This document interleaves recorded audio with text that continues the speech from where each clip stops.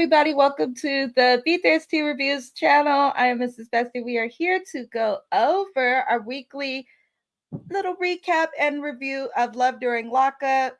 This episode was season 5, episode 53, titled Indecent Proposal. It was a little bit of the Hot Mess Express. There was definitely a lot that was going on. Do me a favor to all who watch or come across this video. If you could like the video, subscribe to the channel if you haven't already. We do appreciate all of you guys for being here. But let's get into the episode. We're going to start with the throuple, which was Kate, Hunter, and Kaylee. So this was our first time meeting Kaylee, and I'm sorry. It gives she's a big girl and she insecure. I'm just saying it because she's a pretty girl. She's got her little career going. She's got a lot going for her, but she acts as if she's super confident. And I can't say that anybody talking to somebody in prison is that confident. Unless it's like someone you were dating before they went in. I just can't view that as confidence. So last week we learned from Katie that she is just a yoga instructor and she's got 1,000 dogs and dogs are expensive. So she said, let me sign my man Hunter up on the Write a Prisoner website so that he could, find some women to fund his stay. And I'm just like, that's kind of icky because you're literally setting him up to prey on other women and they are hoping that they're going to get something out of it. And I'm just like, you don't do that. You also got to be careful with karma. And it looks like karma's coming back because one of the women that he met on the site that Kate signed him up for, he has become very close to where he don't want to break up with her. He seemed to actually be falling for her and all this crazy mess. Now, the other woman's name is Kaylee, who we met, and it's just a mess. He essentially says that if Kate finds out how serious he and Kaylee are, that she's going to have a problem and will flip out. But I'm like, you clearly don't love Kaylee either, because what about if Kaylee found out about Kate and the fact that the only reason that you started talking to her was because his actual woman told him to, because she didn't want to pay to fund him at all. So essentially, Kaylee's a trick that just started to be a treat. That's exactly what's going on. So he asked both women to marry him, which is really stupid. But if you have to pick a smarter woman of the two women, to me, who just come off as dumb, I would say it's Kate. Kate is like, you need to dump these women. Of course, he's not going to do it. He's arguing that. But Kate said, I'm not going to put my money into you. Let me see what other women would be willing to do so. And I can't blame her for it. I can't. I just cannot. Now, we TV, we did not need to see this girl's toes while she was having phone sex and whatever the hell they was doing. It was just a little cringy to watch, but we still had to see it.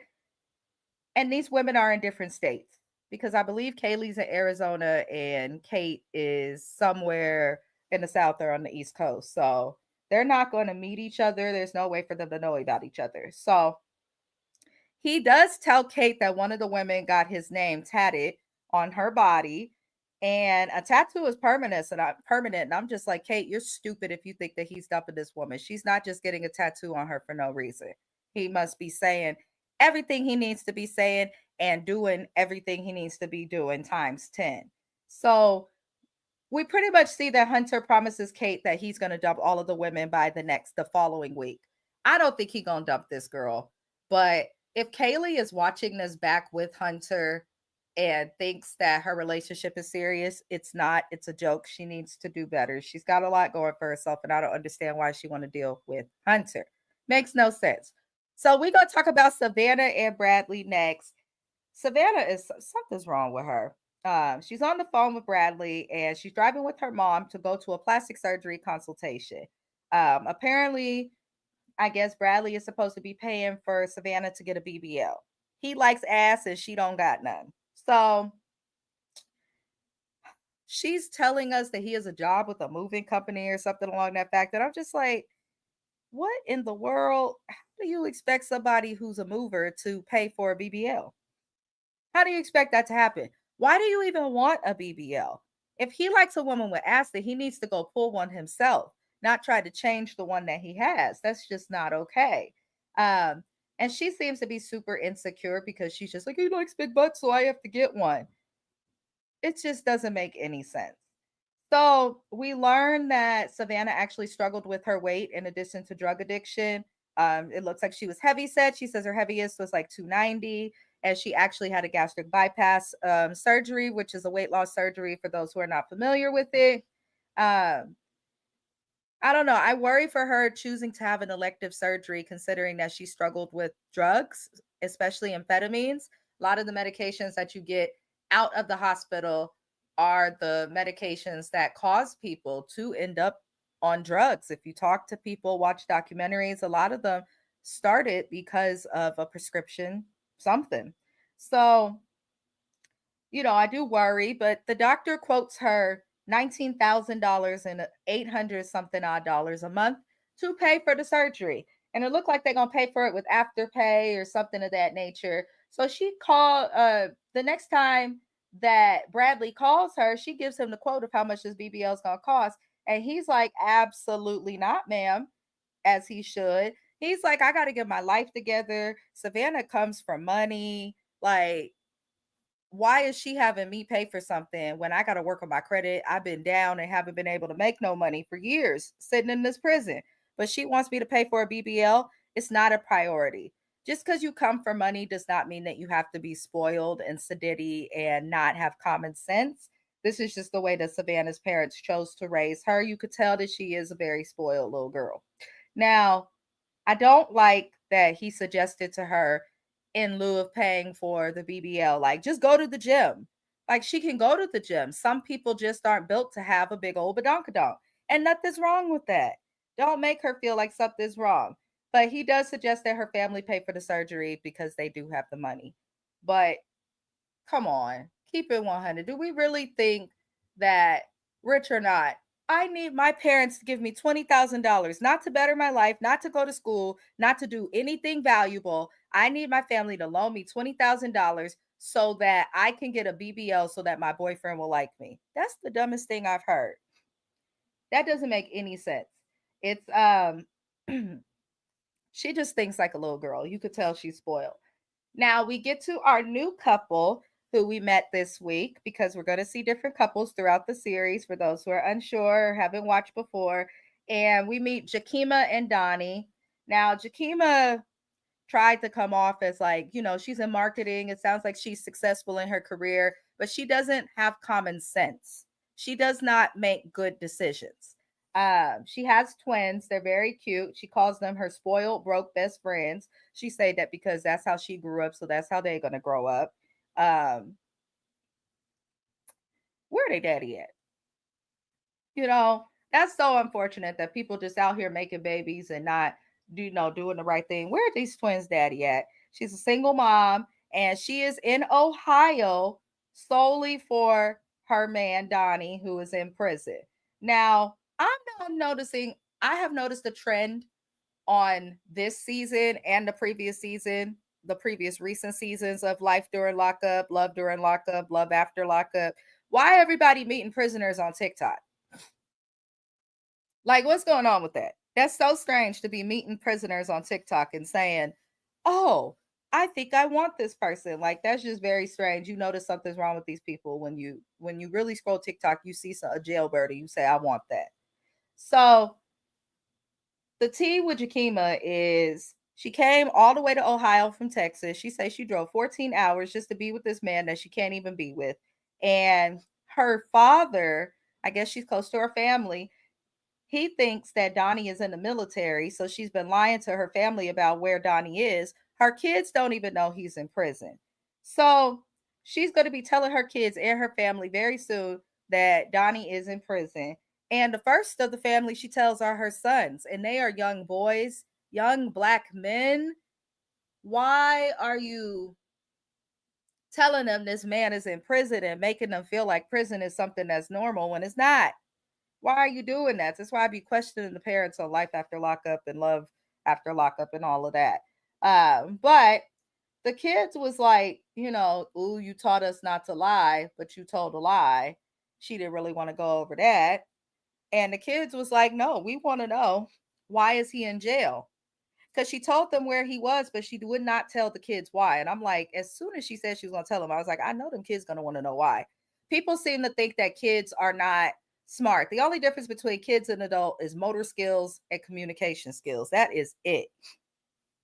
But they're not stupid. You can't just play with kids the way that you would, think that some people think that they can. So this dumb girl goes on to say that she wants to book a visit for her kids to meet him in the jail. Why not wait till he's out? Why the kids got to meet him while he's in the jail? That's what I don't understand. Now she's shopping for wigs, which she really needs to stop doing.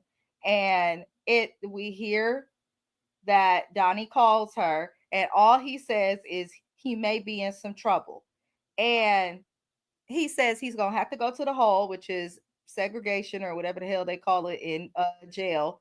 And he's not going to tell her the reason why. So she's like, what the heck? Why can't I know why you're going to the hole? And in my head, the first thing that came to me is like, okay, well, maybe he don't want to say why because the calls are recorded and he don't want to admit fault or something like that. But then as he continued to kind of like BS her, I was like, he made it very clear, you cannot visit me if I'm in the hole. I'm like, interesting that you bring that up. You know what I'm saying? But you say nothing about phone calls. So I think Donnie playing with her. So he's very childish and he says he wants a woman that's not going to be mad when things go wrong. I said, boy, so you want a Tesla robot? Is that what you're saying, Donnie? Because a woman is going to get mad at you when you're wrong. A man's going to get mad at you. A human is going to get mad at you if you do something wrong or if you do wrong by them. That's just the fact. And there's nothing that he can do to change that. So I don't understand why she really thinks this is going to work. It looked like Donnie is avoiding this girl coming to the jail. And honestly, I don't blame him because that's weird that she wants to bring her kids and all this stuff.